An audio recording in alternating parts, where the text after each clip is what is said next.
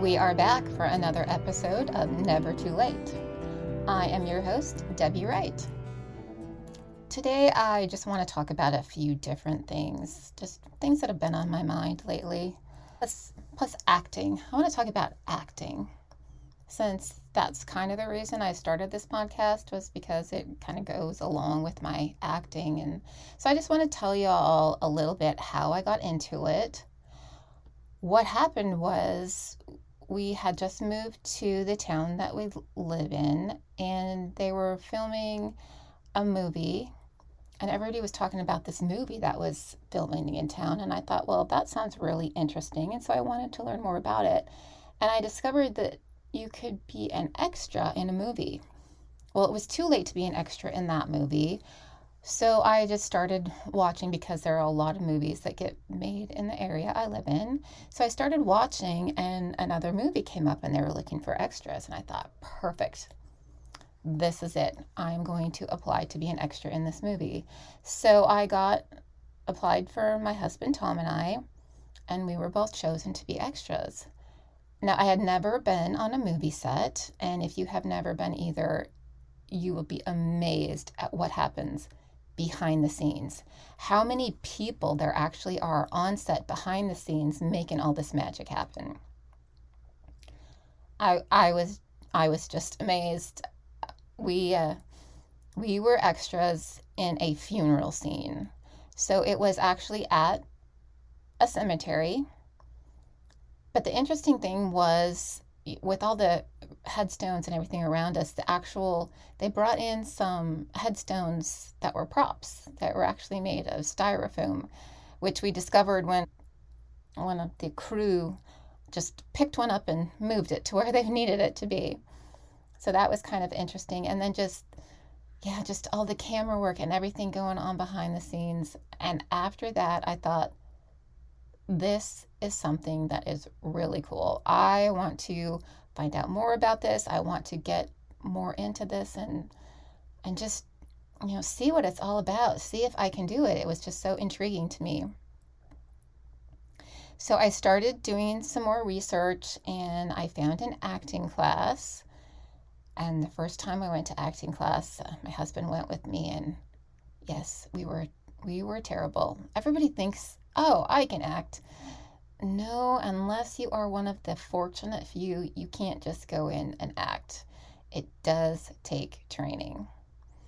So we went to acting class, and I still thought it was fun, even though I knew I was terrible at it. And the other actors in the class are so welcoming and so nice. And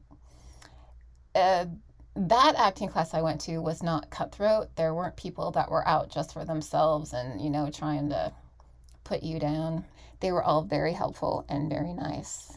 So that was a good introduction. So I kept going back week after week, and I would get better, and I would work with some of the actors in that class that were absolutely phenomenal, that brought out more in me.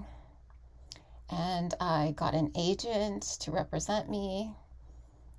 Things were just starting to get going. Well, first of all, they say it takes 5 to 10 years before you can actually become a good working actor. Not good working actor, but, well, yeah, good, but also a working actor that works a lot. I have been working on that, and I've done a commercial, a couple of TV shows, did some more background work, one which was a phenomenal set I was on for 5 days. That was an awesome job to work on.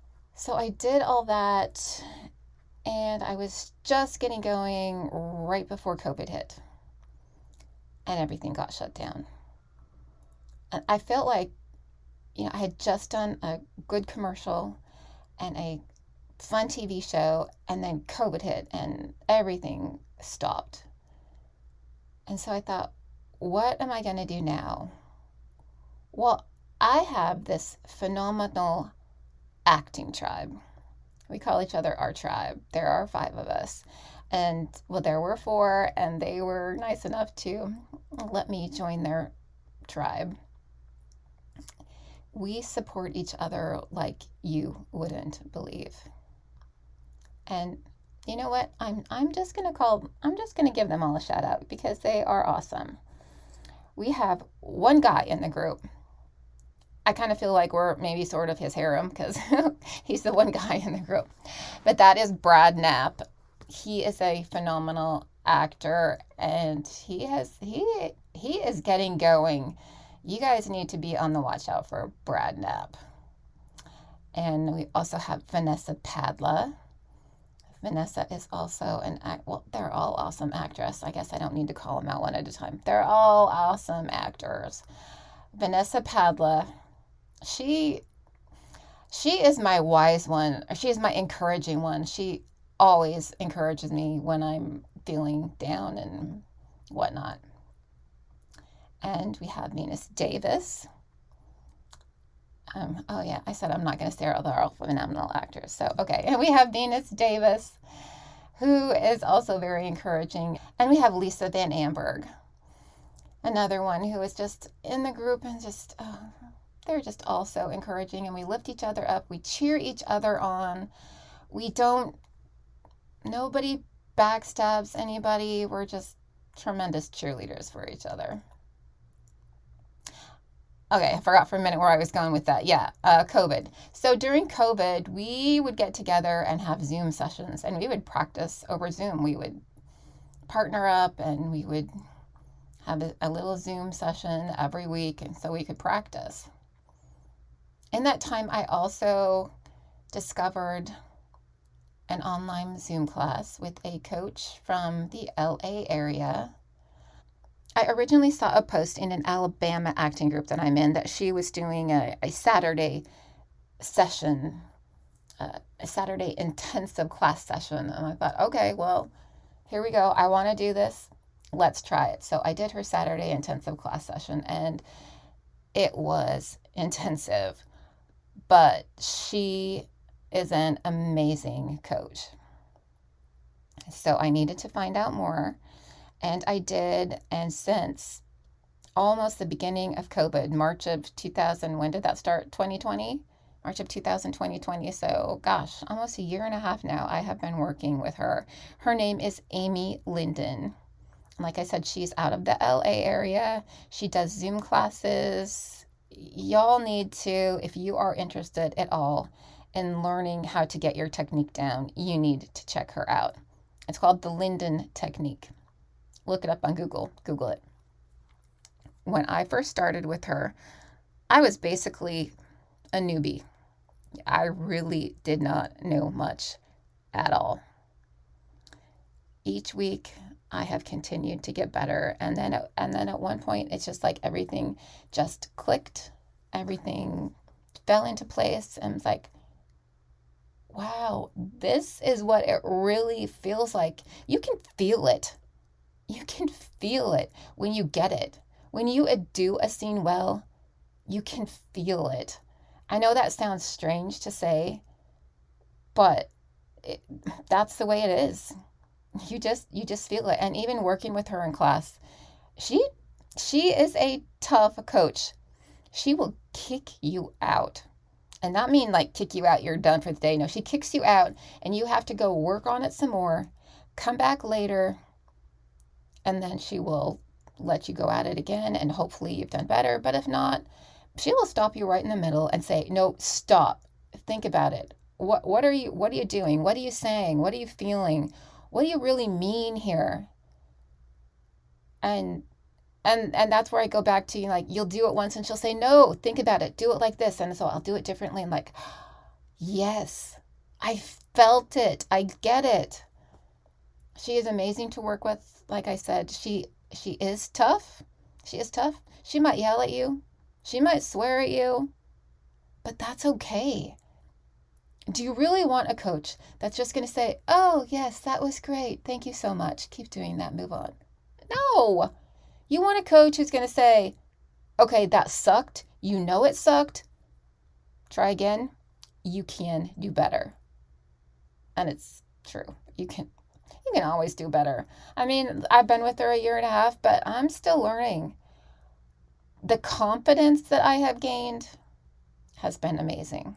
I'm going to have Amy on as a guest in my podcast one of these days coming up in the next few weeks.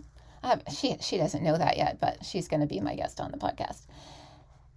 It's just the confidence that you've gained. When I started, I used what I called my schmacting voice, my acting voice. It was in a higher register. I don't even know how to describe it. It wasn't my normal voice, and Amy taught me you have to speak from your gut, I guess. Don't sound fake. That's the thing with acting, is not sounding fake, which I definitely was. This has kind of ruined watching TV shows and movies for me, because now, oh man, I can point out terrible acting like that. I'm not saying that I'm a great actress. I mean, I can point out my own terrible acting too. But if somebody is not acting well on a TV show or a movie, I will point it out and I'll say, oh man, they are not very good. Which, like I said, it kind of ruins it for me, but nah, because I guess I'm kind of proud of myself, really, that I can point it out now, or I don't know. Like I said, acting involves a lot more than people think it does. I see people when casting directors put out casting calls and they're looking for a speaking role, and this person who's never done it says, I can speak. No, really? You probably can't without some training. I hate to tell you. You have to get training. You just have to. You have to know how to speak, how to make it seem real and natural, and what they call grounded. When I first started, they would always say, no, you have to be more grounded. Well, I didn't even know what grounded meant. But for those of you new, my definition of being grounded is just sounding real, sounding natural, sounding like yourself. That's what grounded is to me. So I didn't mean for this to turn into an acting lesson, because I am by no means someone who can teach acting, but I just wanted y'all to know what is really involved with acting. And then there's, of course, the auditions. I have had some auditions where I had to go be in the room, called being in the room, do it in person in front of people. But nowadays, everything is going more to doing your auditioning at home, putting yourself on tape and sending it in.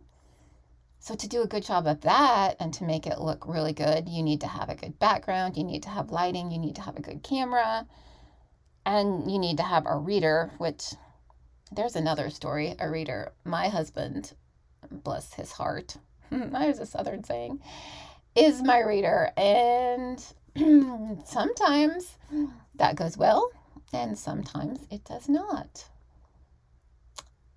He tries to coach me sometimes, especially in the beginning. He tried to coach me. And I'm like, you cannot coach me. You don't know what you're talking about. You don't know what it entails. And so, yeah, we've had, let's say, some fun moments there when he's trying to tell me how to do it. But we are getting with a better understanding. And to be honest, I am very grateful I have him to read for me and that he is agreeable to doing it, because without that, I don't know what I would do. I would have to have somebody read for me over Zoom, which is not the best scenario. If you have to do it that way, that works, but it's not the best scenario. A live reader in the room with you is best. I got a little sidetracked there. Auditions. So you submit yourself for a role, or your agent submits you for a role. And you don't just get an audition just because you submitted yourself. No, the casting director then goes through all the submissions and says, okay, I would like that person to audition. I would like that person to audition. They choose you to audition. So just getting an audition, there's a win right there. You beat out however many people just to get that audition. All right, so you do your audition, you send in the best take you possibly could do. You figure out your character, or how you think that, how they should sound. So you send in your audition. Okay, then the casting director gets all these auditions. And then they go through and they pick maybe 5 people. 5 people for a callback who they want to see read it again or ask to do it a different way. So out of the thousands of people who submit for a project, maybe 5 people get asked to come back and read again. And then out of those thousands, 1 person gets the role. So I am not a mathematician, but you can tell right from there what the odds are of actually getting a job after submitting for a role. It's a numbers game. And you might have done a great audition. You might have been phenomenal. But you might not have gotten the role because, you're blonde, we wanted a brunette. You're too tall, you're too short, you're too fat, you're too skinny, you're too old, you're too young. You don't know. So don't be discouraged. I'm giving myself a pep talk here too. Don't be discouraged because you didn't get it. You might have done an awesome job, and one of those weird little quirky things might have knocked you out of the running. And you never know. You don't get feedback. You never know what the problem was. Although I will say, sometimes my agent, and I will give her a shout out here, Suzanne Maskin-Gill at Barefoot Models and Talent out of Mobile, Alabama. Sometimes if I got an audition through her, I will send in my tape and she will send it back to me and say, you need to do this again because that was a little whatever. And I appreciate her for that. I do. We need people to be able to tell us, yeah, you made a little mistake there. Try it again. I don't think people realize how tough, how competitive it really is. Speaking of competitive, there are some people, I am not going to name names in this. There are some people who maybe have gotten a little bit higher in their acting career, who are booking with a little bit more consistency. And some of these people I have noticed have become, I don't want to say divas necessarily. Well, yeah, maybe they're divas. I don't know. But now they seem like they feel like they are better than some of the rest of us. And let me tell you, some of the people in my acting tribe are better actors and are booking more than some of these people that I'm talking about, and they do not act like that. But there are these other people who think they're better than you and kind of look down on you, and it's like, do you not realize you came from the same place? Do you not realize you maybe aren't better than us? You've just been around a little bit longer maybe? And do you not realize someday I may be better than you? And what happens? What happens to you if at some point in time I am responsible for whether you get a job or not? And I might look back and say, you treated me like shit. You were a jerk to me. And you think I want to help you get a job? No. So no matter where you are in your career and your progression up the ladder, oh, come on, don't treat people like that. Just don't. I made this demo reel and I asked an actor friend of mine to be in it with me. And we did this demo reel and it was short, like 3 minutes. But everybody said, what happens next? We want to know what happens. So we got together and we decided, you know what? Let's tell them what happens. So my acting friend Tom Gillen and I, we got together and started throwing around some ideas. And my husband Tom was in on this too. He came up with some great ideas too. And we started discussing, okay, what does happen? Where would this go? And we all had our ideas and we threw them in there and decided, okay, fine. let's write a script. And originally it was going to be a web series, but it turned into a half an hour short film. And the reason for that is just because of the way the scenes were written. There wasn't really cutoffs for a series of 3 to 5 minutes for each thing. So it turned into be a half an hour short film. I ended up being the writer with some input from Tom Gillen, but I did most of the writing. I did the producing. I found the actors, locations. This turned out to be quite the production.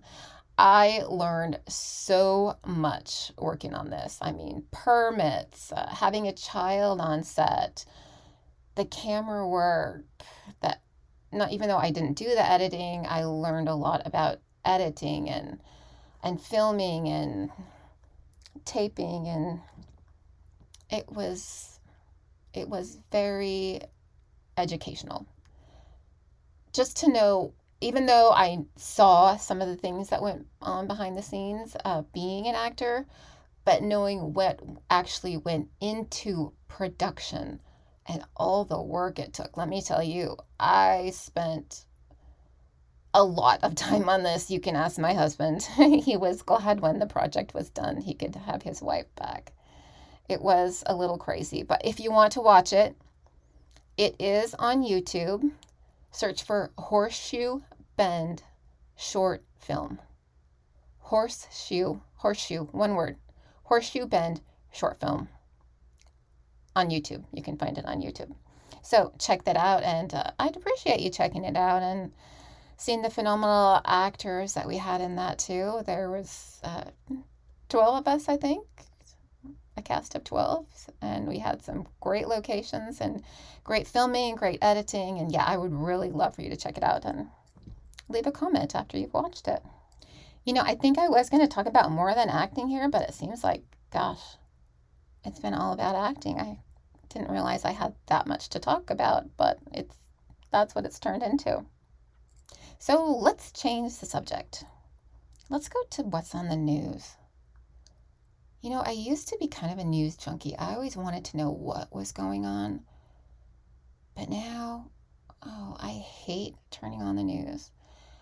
I hate that everything is us against them against us. You know, I'm not going to go into details of what I'm talking about. You all know what I'm talking about anyway. And I'm not going to tell you which direction I lean. But I just hate that everything these days is, you shouldn't be doing that. You should be doing this. You're doing it wrong. I'm doing it right. I hate how divided our country has become. Man, I don't even know how to put into words what I'm feeling. I just want everybody to love each other again and not be against each other and be so angry at each other because you don't feel the same way somebody else does. Just try to get along. Just try to understand what the other person is thinking, feeling. Try and see their point of view. I mean, I see both sides. Yeah, I have my own convictions, but I see both sides. I understand both sides. If everybody could try and do that and stop with the name calling and the blaming, can we just stop that, please? And another thing I've been noticing a lot lately. So we moved into a new house, about 4 months ago now. But people, I've discovered, don't follow through. They say, I will be at your house. And you know what? They never show up. They never call. You never hear from them again. What has happened to the work ethic in America? You know, maybe people are just too busy, and so they think, I don't have to care because I've got enough jobs. I don't need you. I don't know. But okay, we have a pool now, and it's a saltwater pool. I didn't know how to take care of a saltwater pool, so I thought, well, I'm just going to call somebody and have them come and take care of it. Okay, so I called people. One was too far away. I get that. I won't hold that against them. Other ones just did not ever reply to my phone calls. One said, okay, sure, we will be there tomorrow afternoon. That was months ago. I never heard from them again. And that's the same thing with, we needed some windows replaced in our house. The same thing happened. I called all these window places and they never replied back. Or one came out and gave us to look at our windows and measure our windows, but they have never called back and given us an estimate. That was months ago. And then finally, like last week, somebody called and said, oh, did you want us to come check your windows? And I would say, we called you 3 months ago and you're just now returning your phone call? No, we found somebody else now. Thank you. It's like, what is up with that? And where are all the workers? We have all these places that can't have normal hours anymore because there's nobody to work. Where is everybody? Where'd they go? Everybody can't be just sitting home. Can they? Maybe. I don't know. Where is everybody? But I guess back to my point is, you need to follow through. So maybe you are too busy. Maybe you do have too many clients and you can't handle another client right now, but you could at least call back and say so. Because at some point, what happens if you do need more clients? If you do need more business, you do need more customers. And I'm not going to call you. I'm going to say, you blew me off before. I'm going to find somebody else. So, it goes back to the same thing. You still have to treat people how you want to be treated. So I know I've rambled on a bit, and I really wasn't going to make the whole podcast about acting, but I guess I had more to say than I thought I had to say. But I just want to make people understand. People say to me, so what have you been in? Are you in anything lately? Blah, blah, blah. And like I said before, it's not that simple. It's not that simple.